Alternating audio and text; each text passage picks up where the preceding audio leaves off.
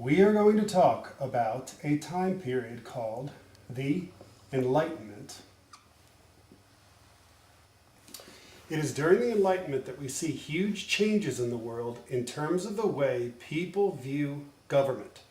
For the long history of the world, there was always a king, and it was the job of that king to make sure that people stayed in line, that people did what they were supposed to do, and it was the job of the king to rule over the people. So you had a king, and that king would tell people what to do, and the people would do it. And they didn't have a whole lot of choice because the king's power was what we call absolute. So these kings were known as absolute monarchs because they had absolute power over the people that they ruled. Well, where did they get this absolute power from? It was believed that they got the absolute power from God up above the king. And kings referred to this as their divine right of king. So, the divine right, or the right from God, came down to the king. The king would then rule over the people and tell the people what to do. Well, in the 1700s, you started to see a time period called the Enlightenment emerge. And during the Enlightenment, there were a number of people who started to question this concept, that a king simply got his right to rule from God and then would rule over people and tell people what to do. And those ideas might be rational, they might not be rational. People that started to challenge some of these ideas were people like a gentleman named Thomas Hobbes. Thomas Hobbes comes along and he says that people are basically two things, evil and selfish. So I'll draw a little evil guy here for us. And that people make bad decisions. And because people make bad decisions, people need over them, they need kings. They need absolute monarchs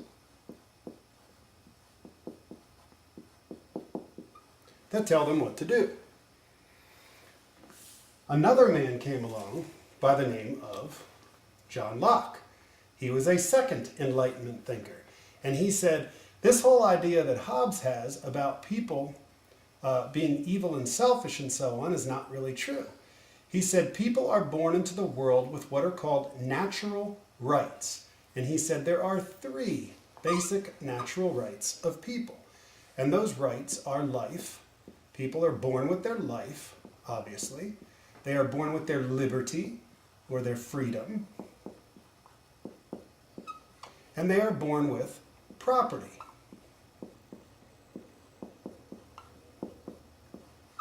And Jean-Jacques said, because people are born with life, liberty, and property, they know when those things are violated. If somebody attempts to violate your life, you're right away going to protect yourself. If somebody attempts to violate your liberty by locking you up or kidnapping you, you're going to want to get away from that and right that situation. And if somebody violates your property, obviously we call that stealing in society. And so Jean-Jacques said the role of a government, the job of a government, is to protect your three basic natural rights. And so government is then, the role of government is to protect, or if you want to remember it this way, lock up your natural basic rights. Surround and protect your basic rights. This is why in a place like the United States we have an army that faces out and protects your basic rights. If somebody from the outside threatens your life, then the army goes and attacks, protects your basic rights. If somebody steals your property, it is the job of the government to investigate that situation and to protect you. The next Enlightenment thinker is a man named Montesquieu. And Montesquieu comes along and he says, but wait a minute, he says, what if the same government that is protecting your natural rights, what if that same government uses its power against your natural rights? In other words, the government comes to take your life. The government comes to lock you up or take away your liberty or take your property. And so Montesquieu put forth the idea that there should be a separation of powers. A separation of powers. And that government should look something like this.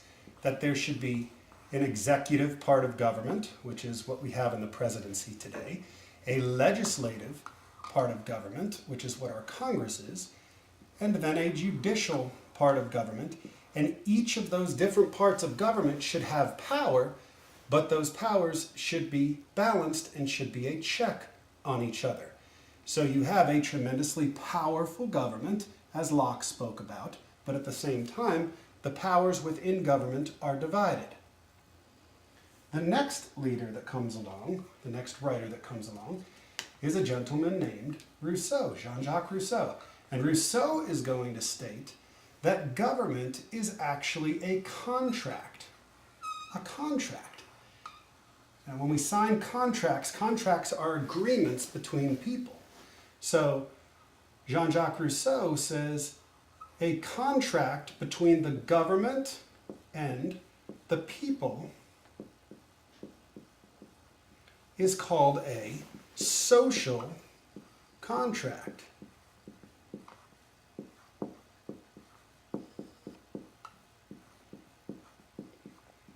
Rousseau would say that, just like Locke said, the government's job is to protect our basic rights of life, liberty, and property. And if the government does anything besides that, because the people have a contract with that government, the people have a right to back out of the contract and to make a new government for themselves. The last of the Enlightenment thinkers that talk about redefining government is a gentleman named Voltaire. And Voltaire did quite a bit of writing, but one of his major focuses is going to be on the idea that government needs to be separate from the church. In other words, he believed in religious freedom, so I'll draw a basic church here for you. Okay, on the one side, and on the other side, I will draw a state of some kind, no state in particular. Okay, and so the idea is that the state or the government should be separate from any kind of religious practice, okay, so that there is greater tolerance in society of all different kinds of religious groups. He was very much against religious fanaticism because very often these kings up here who believed that they got their rights to rule from God would take whatever religion they were and force it on the people, and Voltaire said, that's not a good idea. Now the way you can remember these is, if you will, with Voltaire, if you think of the big V for Voltaire, and you put on one side state, and on the other side you put church, it's almost as if Voltaire is prying open with the V the separation between the state and the church. If you take the name Rousseau, his basic concept looks much like, or I should say sounds much like his name. He's actually French. Rousseau, R-O-U-S-S-E-A-U, sounds like Rousseau. And if you just drop down the so in Rousseau, Rousseau-social contract. Rousseau-social contract is a way to remember Rousseau. Okay? Montesquieu, of all the Enlightenment writers, his big idea is this: separation of powers. Montesquieu. Montesquieu. U-I-E-U. If you separate out this very long name, you have kind of the concept of separation of church and state. So our longest one we're going to separate, separation of powers, separation of church and state. Rousseau, we have Rousseau-social contract. Voltaire, we're going to use the V in Voltaire to pull apart the separation of church and state. And over here for John Locke, remember, John Locke talked about natural rights, okay? And if you just remember in your mind this concept that it is the job of the government to lock up, to lock, to protect. our basic rights, natural rights. But remember that Thomas Hobbes' book was called Leviathan because he believed that the government should be kind of like a sea monster where it rises up and basically comes and gets or attacks anybody that is acting in a way that they should not. Remember, of these 5 Enlightenment thinkers, Thomas Hobbes is going to be the most like the traditional idea about what a government should be like. Okay? Now to put this all together real quickly, all of these writings are going to be read all over the world, and they're going to have huge results. So if we move down this way into our results, the big result that we're going to talk about in our next mini lesson here is the fact that this is going to set off revolutions around the world. People are going to decide that the ideas of these Enlightenment thinkers are actually pretty good ideas, and that the way the world has been ruled up to this point should change.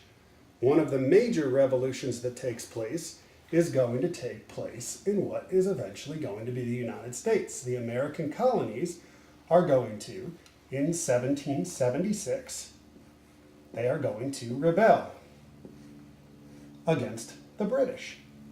A revolution is also going to take place in the country of France, in Europe. And you're going to have a second revolution taking place, and that is going to take place, get my French flag here, that's going to take place in 1789. And that will be the focus of our next lesson.